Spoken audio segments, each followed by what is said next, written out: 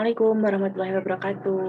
Halo teman-teman semua, saya Anissa Sana Ramadhani, NIM 20811334086 dari kelas A, program studi D4 Administrasi Perkantoran, Fakultas Ekonomi Universitas Negeri Yogyakarta, akan mempersembahkan video pembelajaran terkait materi Sistem Manajemen Keselamatan dan Kesehatan Kerja atau disingkat SMK3.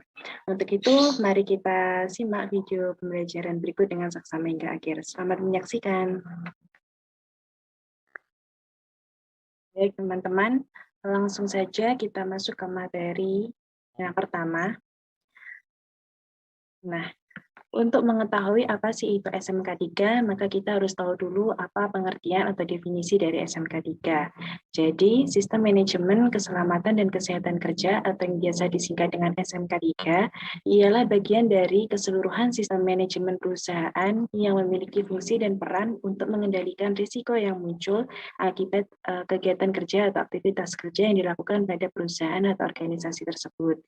Nah, teman-teman bisa saksikan di screen yang saya share ini, menurut Peraturan Menteri Tenaga Kerja Nomor 5 Tahun 1996, SMK3 merupakan bagian dari sistem manajemen secara keseluruhan yang meliputi struktur organisasi, perencanaan, tanggung jawab, pelaksanaan, prosedur, proses, dan sumber daya yang dibutuhkan bagi pengembangan, penerapan, pengkajian, dan pemeliharaan kebijakan keselamatan serta kesehatan kerja dalam rangka pengendalian risiko yang berkaitan dengan kegiatan kerja guna menciptakan tempat kerja atau lingkungan kerja yang aman, efisien, dan produktif.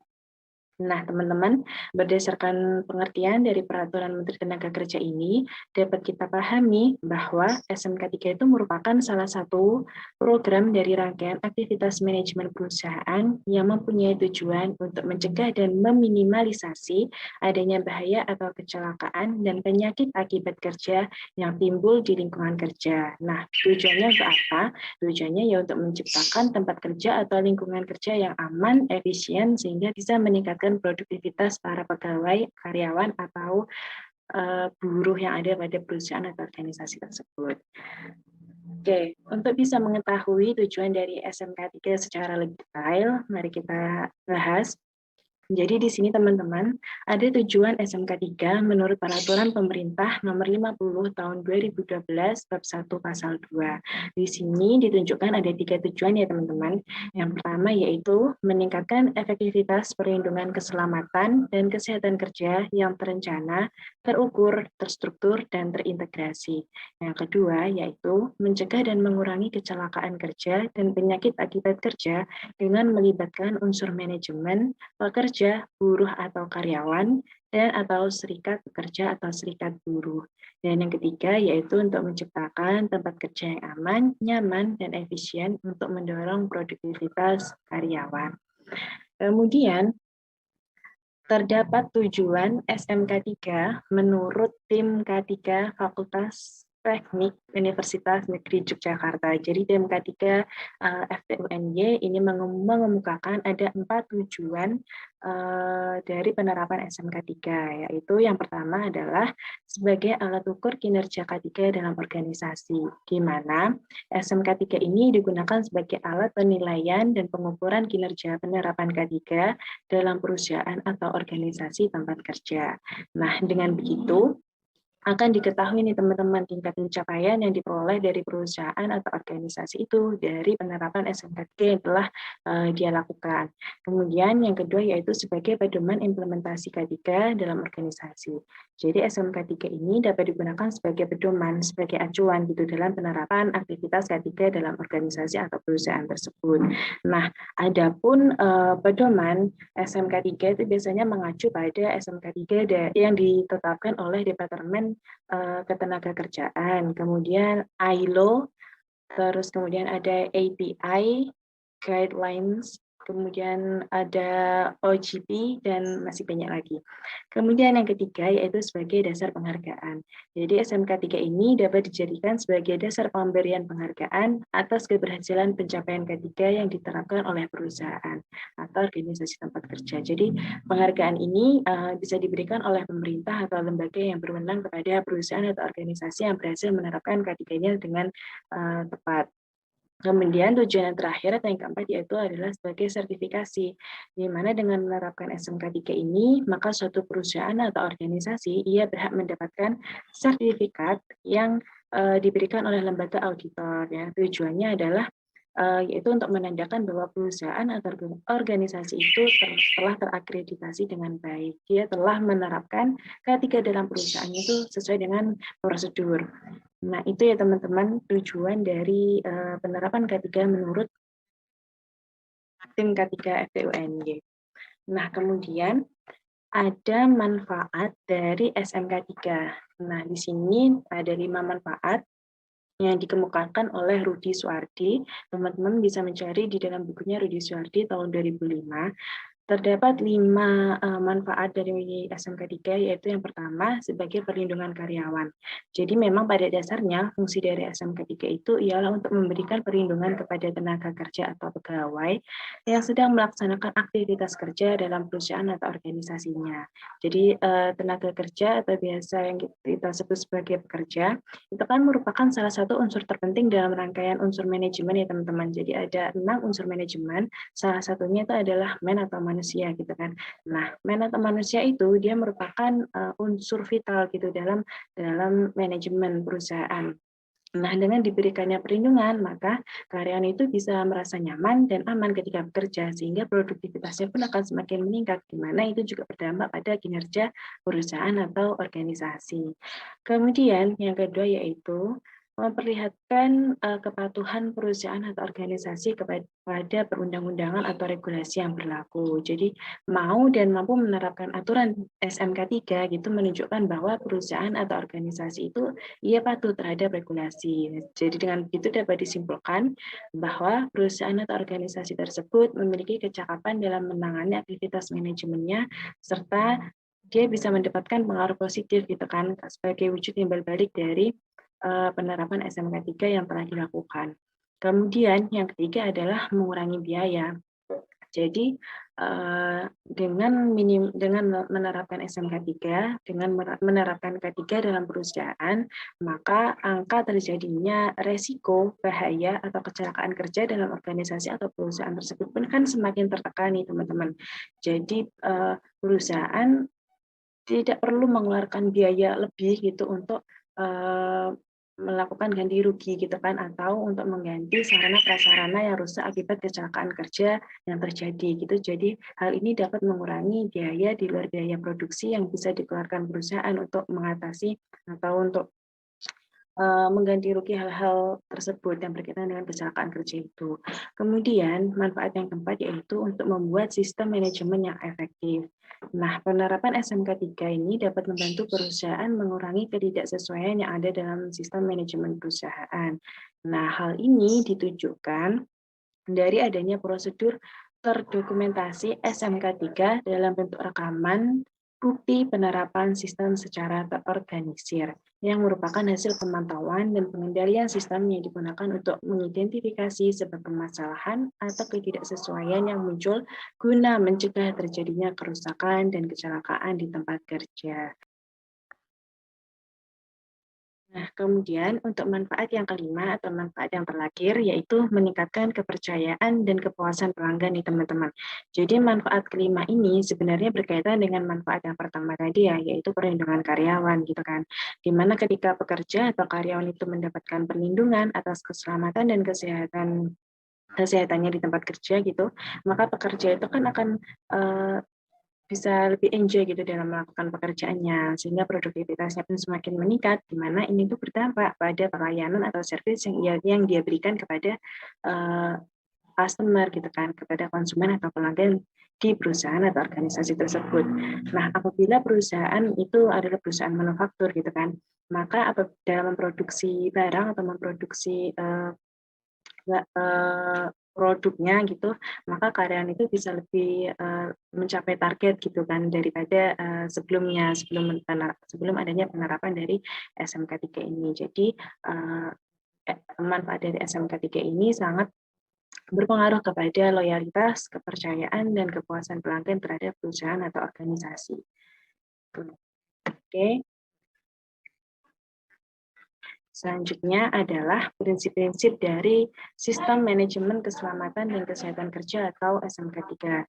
Ada 5 prinsip ya teman-teman, ada 5 prinsip SMK 3, yaitu yang pertama adalah komitmen dan kebijakan, yang kedua adalah perencanaan SMK 3, yang ketiga adalah penerapan SMK 3, kemudian yang keempat pengukuran dan evaluasi, dan yang terakhir adalah melakukan tinjauan ulang dan peningkatan oleh pihak-pihak manajemen.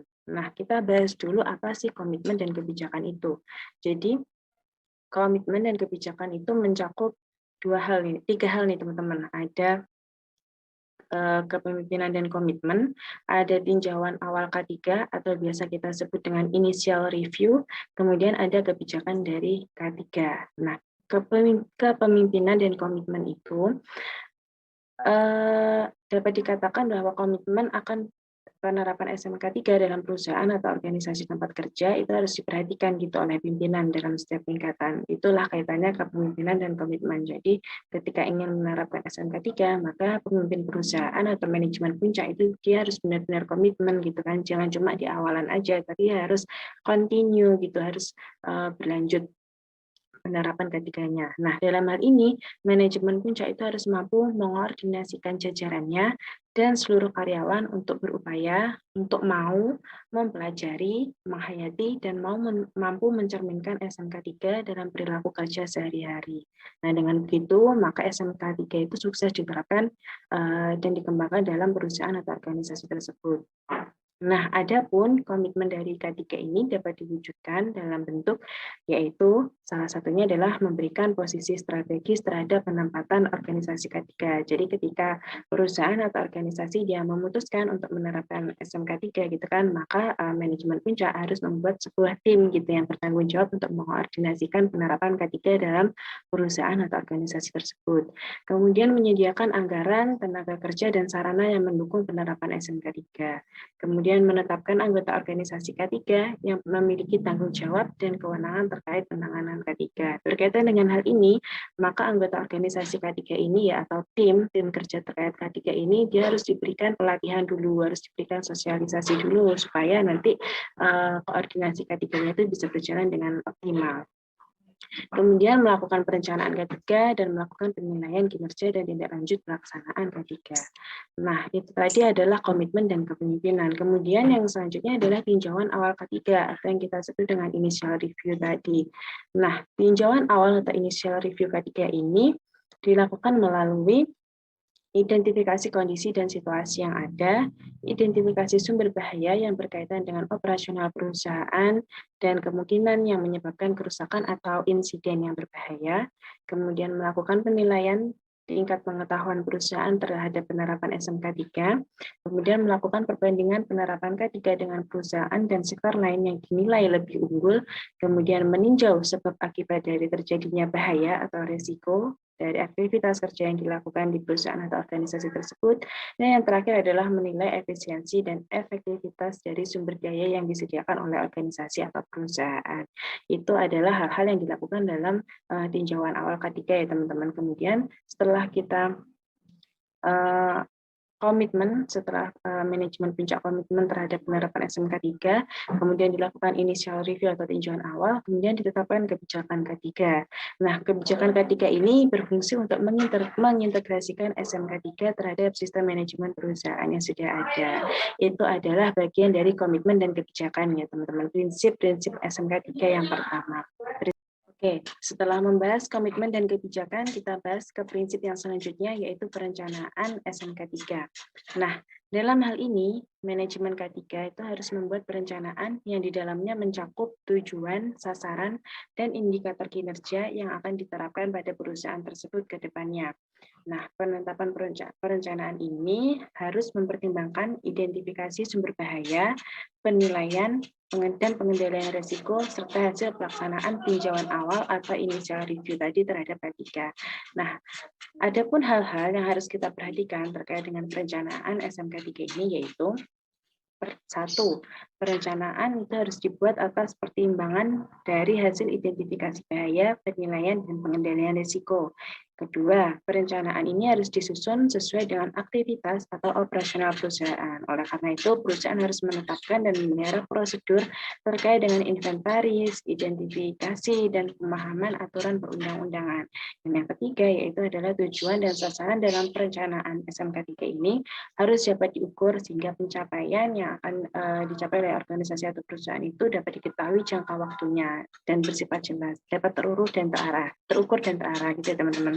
Kemudian prinsip yang ketiga adalah penerapan SMK 3. Nah, ada hal yang perlu diperhatikan dalam penerapan SMK 3 ini, yaitu yang pertama adalah jaminan kemampuan. Jaminan kemampuan ini mencakup sumber daya yang dibutuhkan oleh perusahaan, kemudian integrasi, ya, di mana SMK 3 ini harus dapat diintegrasikan ke dalam seluruh sistem manajemen yang ada di dalam perusahaan, yang sebelumnya sudah ada.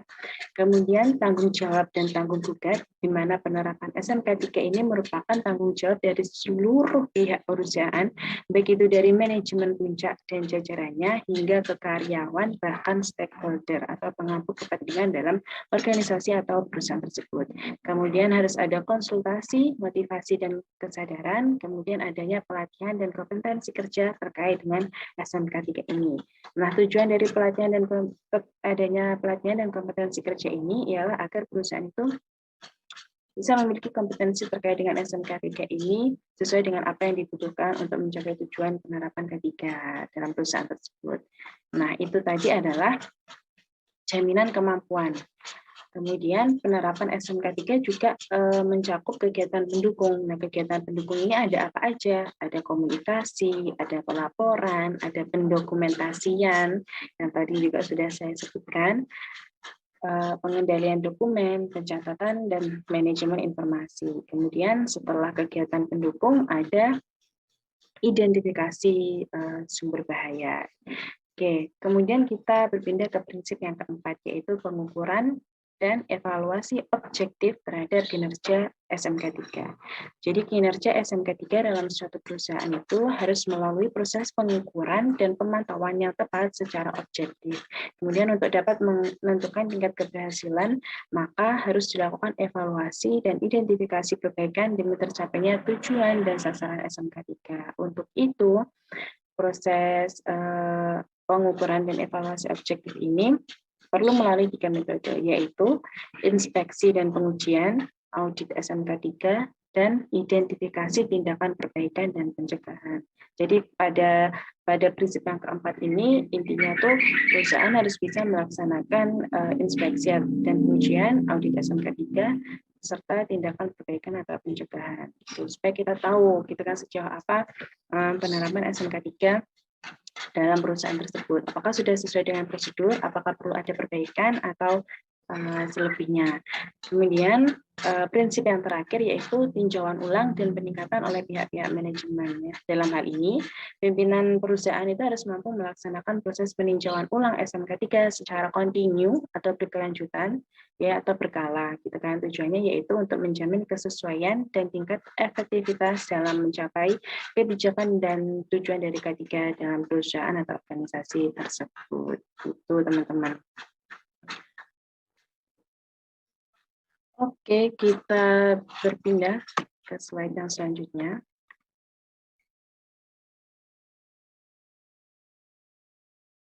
Oke, kemudian di sini untuk menetapkan kebijakan K3, teman-teman, itu pemilik perusahaan atau pengusaha atau manajemen puncak itu harus terlebih dahulu menunjukkan komitmennya terhadap K3 gitu kan. Jadi ketika ingin menerapkan K3, ingin menerapkan SMK3 dalam perusahaan, maka harus ada komitmen yang dibentuk terlebih dahulu. Nah, komitmen terhadap K3 ini meliputi mewujudkan organisasi K3, menyediakan anggaran, menyediakan tenaga kerja di bidang K3 atau tim khusus yang menangani K3 perusahaan, kemudian melakukan koordinasi terhadap perencanaan K3, melakukan penilaian kerja, melakukan tindak lanjut pelaksanaan K3. Oke, yang selanjutnya adalah kebijakan terkait dengan sistem manajemen keselamatan dan kesehatan kerja. Ada 4 langkah penyusunan yang harus dilakukan oleh perusahaan untuk menetapkan kebijakan SMK3 gitu. Yang pertama yaitu adalah penetapan kebijakan K3. Nah, penetapan kebijakan K3 ini dilakukan melalui tinjauan awal kondisi K3 dalam perusahaan, sudah sejauh mana, sudah adakah tindakan-tindakan terkait dengan K3 atau belum. Kemudian dilakukan proses konsultasi antara manajemen puncak atau manajemen perusahaan dengan konsultan K3. Kemudian yang kedua yaitu kebijakan K3 itu harus mencakup syarat-syarat ya, yaitu disahkan oleh pimpinan perusahaan. Terus kebijakan K3 harus dalam bentuk tertulis, diberi tanggal, disahkan dengan tanda tangan. Di dalam kebijakan K3 itu harus menyatakan tujuan dan sasaran secara jelas dan rinci. Kemudian kebijakan K3 yang telah ditetapkan harus dijelaskan dan disebarluaskan kepada seluruh tenaga kerja, bahkan hingga ke stakeholder perusahaan atau organisasi. Kemudian kebijakan K3 itu harus terdokumentasi dan terpelihara dengan baik, dan masih banyak lagi ya teman-teman syarat-syarat yang harus dipenuhi oleh perusahaan atau organisasi terkait dengan kebijakan ini. Kemudian pimpinan dan komitmennya ini juga sudah saya singgung sebelumnya ya. Ketika perusahaan ingin menerapkan K3, ketika perusahaan membentuk sistem manajemen keselamatan dan kesehatan kerja, maka pimpinan atau manajemen puncak itu harus komitmen gitu kan terhadap kebijakan yang ada. Jadi jangan cuma awalan aja gitu. Jadi harus dilakukan secara kontinu K3 ini. Seiring dengan berjalannya waktu harus ada perbaikan gitu dan pengembangan supaya penerapan K3-nya bisa lebih optimal. Dan yaitu yang keempat adalah tenaga kerja dan pihak lain. Jadi bukan hanya pimpinan atau manajemen puncak yang bertanggung jawab pada penerapan K3 ini, melainkan tenaga kerja dan seluruh pihak yang ada atau yang terlibat dalam perusahaan harus turut tangan bertanggung jawab juga dalam menerapkan K3 ini. Setelah tadi kita bahas tentang konsep-konsep dasar dari SMK3 itu apa aja, ada pengertian, ada tujuan, ada manfaat, ada prinsipnya. Sekarang kita masuk ke pengelolaan SDM atau sumber daya manusia. Nah, menurut Edwin B. Firpo tahun 1984, dia menyatakan bahwa pengelolaan SDM atau sumber daya manusia itu merupakan proses perencanaan, pengorganisasian, pengarahan, dan pengendalian dari pengadaan tenaga kerja, pengembangan, kompensasi, integrasi, pemeliharaan, dan pemutusan hubungan kerja dengan maksud untuk mencapai tujuan atau sasaran perorangan, organisasi, dan masyarakat. Jadi dapat disimpulkan ya kalau pengelolaan SDM itu merupakan suatu proses yang berhubungan dengan implementasi indikator fungsi-fungsi pengelolaan atau manajemen yang berperan penting dan efektif dalam menunjang tercapainya tujuan individu, lembaga, maupun organisasi atau perusahaan. Kemudian kita harus tahu nih, apa tujuan dari pengelolaan SDM. Ada macam-macam pendapat terkait dengan tujuan dari pengelolaan SDM. Jadi secara umum tujuan dari pengelolaan SDM ini yaitu untuk memastikan organisasi itu memperoleh dan mampu mempertahankan tenaga kerja yang terampil, berkomitmen, dan memiliki motivasi yang tinggi terhadap pekerjaannya. Kemudian menurut Mahapatro tahun 2010, manajemen SDM ini memiliki dua tujuan penting atau dua tujuan utama, yaitu tujuan utama dan tujuan khusus. Ini tergantung dengan organisasi atau perusahaannya masing-masing. Kemudian yang ketiga yaitu tujuan dari pengelolaan SDM adalah untuk meningkatkan kontribusi produktif para karyawan untuk organisasi atau perusahaan secara strategis, etis, dan bertanggung jawab. Itu adalah tujuan dari pengelolaan SDM. Sebenarnya masih banyak lagi pendapat para ahli, mungkin teman-teman nanti juga bisa searching lebih jauh lagi ya terkait dengan tujuan pengelolaan SDM ini. Nah, kemudian ada manfaat dari pengelolaan sumber daya manusia, yaitu yang pertama adalah perusahaan dapat memanfaatkan sumber daya manusia atau SDM yang ada. Yang kedua yaitu produktivitas karyawan yang ada semakin meningkat. Kemudian yang ketiga, penentuan kebutuhan tenaga kerja atau karyawan. Dan yang keempat yaitu mengolah informasi ketenaga kerjaan. Jadi dengan mengelola SDM dengan baik, maka perusahaan bisa mendapatkan manfaatnya nih. Ada 4, secara umum ada 4 manfaat pengelolaan SDM ya, yang tertera di screen ini ya teman-teman. Oke, kemudian yaitu materi terkait elemen-elemen dasar kepemimpinan ya teman-teman. Ini juga berkaitan dengan pengelolaan SDM dalam perusahaan atau organisasi. Jadi ada 7 hal yang masuk ke dalam elemen-elemen dasar kepemimpinan. Yaitu yang pertama adalah berkomunikasi dengan jelas, sederhana, dan terdapat pembagian visi. Kemudian adanya rencana yang jelas dan ringkas untuk mewujudkan visi tersebut. Kemudian yang ketiga yaitu pemimpin harus dapat membayangkan dan secara aktif mendukung pencapaian program-program yang dibuat oleh perusahaan untuk mencapai targetnya. Kemudian yang keempat, keamanan dapat ditangani di semua tingkat organisasi. Selanjutnya yaitu keselamatan dan kesehatan kerja atau K3 itu harus terintegrasi ke dalam semua fungsi yang ada di dalam manajemen. Kemudian komitmen terhadap prioritas K3, jadi pemimpin harus komitmen terhadap pelaksanaan K3 di perusahaan. Dan yang terakhir yaitu fokus pada perbaikan terus-menerus dan dari sistem manajemen kesehatan dan keselamatan kerja. Tahu perbaikan yang dilakukan secara kontinu atau berkelanjutan. Oke, selanjutnya. Nah, ada syarat sumber daya manusia atau syarat SDM di dalam K3, yaitu ada 2 pedoman, teman-teman, yaitu yang pertama persyaratan berdasarkan OSAS 18001,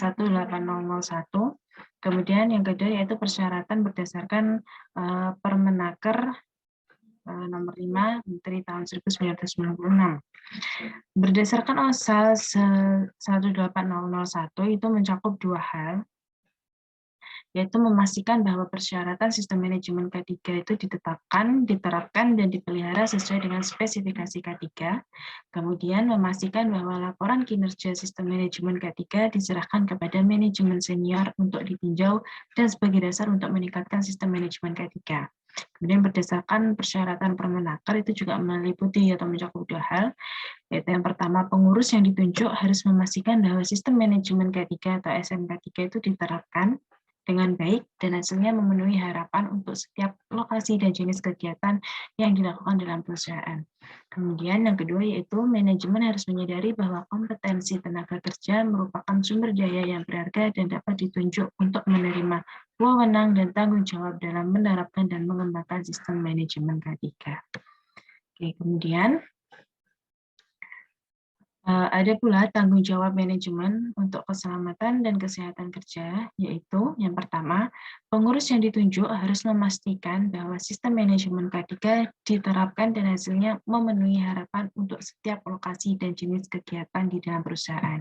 Yang kedua, manajemen harus menyadari bahwa kompetensi tenaga kerja merupakan sumber daya yang berharga dan dapat ditunjuk untuk menerima wewenang dan tanggung jawab dalam menerapkan dan mengembangkan sistem manajemen K3. Nah, kemudian terdapat pengelolaan proses SMK3, teman-teman. Ini juga berdasarkan 2 pedoman persyaratan, yaitu yang pertama persyaratan OSAS 18001 dan yang kedua tetap persyaratan berdasarkan Permenaker. Kita bahas dulu persyaratan yang pertama. Dalam melakukan pengelolaan proses SMK3 itu mencakupi hal yang pertama, mengidentifikasi keseluruhan operasi dan aktivitas yang berkaitan dengan resiko yang diidentifikasikan.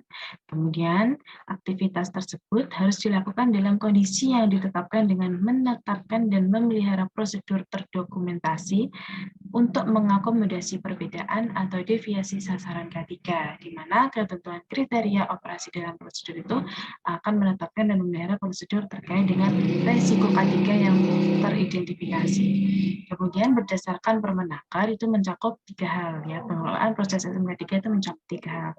Yang pertama yaitu perancangan dan rekayasa, di mana pengendalian risiko kecelakaan dan penyakit kerja dalam proses rekayasa harus dimulai sejak tahap perancangan dan perencanaan. Kemudian tinjauan ulang kontrak dalam pengadaan barang dan jasa melalui kontrak harus ditinjau ulang untuk menjamin kemampuan perusahaan dalam memenuhi persyaratan ketiga. Dan yang terakhir, dalam sistem pembelian barang dan jasa serta prosedur pemeliharaannya itu juga harus terintegrasikan ke dalam strategi penanganan pencegahan risiko kecelakaan dan penyakit akibat kerja. Nah, kemudian ada juga evaluasi SMK3, teman-teman. Ini dibagi menjadi 3 hal, ya, 3 bagian. Yang pertama, yaitu melakukan tinjauan terhadap penerapan SMK3 yang meliputi perencanaan, kebijakan, pelaksanaan, pemantauan, serta evaluasi. Dan selanjutnya, hasil dari tinjauan yang dilakukan itu dimasukkan ke dalam perencanaan manajemen tindakan. Kemudian, meninjau kembali pelaksanaan SMK3 secara berkala untuk menilai keefektifan dari SMK3. Jadi evaluasi SMK3 ini dilakukan dengan 3 tahap, yaitu yang pertama tadi kita melakukan peninjauan awal, ya, initial review. Kita lakukan peninjauan terhadap perencanaan, kebijakan, dan segala macam hal yang terkait dengan penerapan SMK3 yang akan dilakukan. Setelah itu, kita masukkan tinjauan itu ke dalam perencanaan manajemen tindakan yang ada dalam perusahaan atau organisasi tersebut. Dan yang terakhir adalah kita lakukan tinjau ulang secara kontinu apakah penerapan SMK3 ini sudah berlangsung secara efektif atau belum, apakah perlu ada perbaikan atau tidak. Seperti itu, ya, teman-teman, terkait dengan evaluasi SMK3 ini. Nah, kemudian terdapat prosedur dalam OSAS 18001, ya, yang digunakan untuk pertama, melakukan pengukuran kualitatif dan kuantitatif sesuai dengan kebutuhan organisasi, kemudian melakukan pemantauan terhadap pencapaian sasaran K3, kemudian memantau kecelakaan penyakit, insiden yang mencakup hampir kena bahkan, ya, dan bukti historik lainnya dari kekurangan kinerja K3. Dan yang keempat yaitu merekam data dan hasil pemantauan dan pengukuran guna memudahkan akibat analisis tindakan perbaikan pencegahan. Oke, kemudian pengukuran dan evaluasi SMK3 menurut Permenaker ini dapat dilakukan melalui 6 langkah. Ya, yang pertama, personil yang terlibat haruslah memiliki keahlian dan kompetensi yang memadai. Kemudian harus dilakukan pemeliharaan terhadap catatan inspeksi, pengujian, dan pemantauan yang sedang berlangsung, serta harus tersedia bagi manajemen, tenaga kerja, dan kontraktor yang terkait. Kemudian, untuk menjamin standar K3 yang telah diterapkan, maka perusahaan atau organisasi wajib menggunakan peralatan dan metode pengujian yang memadai. Dan kemudian, apabila ditemukan ketidaksesuaian terhadap persyaratan K3, maka perusahaan atau organisasi harus segera melakukan tindakan perbaikan. Kemudian, melaksanakan penyelidikan untuk mengetahui inti dari permasalahan atau penyebab dari suatu insiden yang terjadi.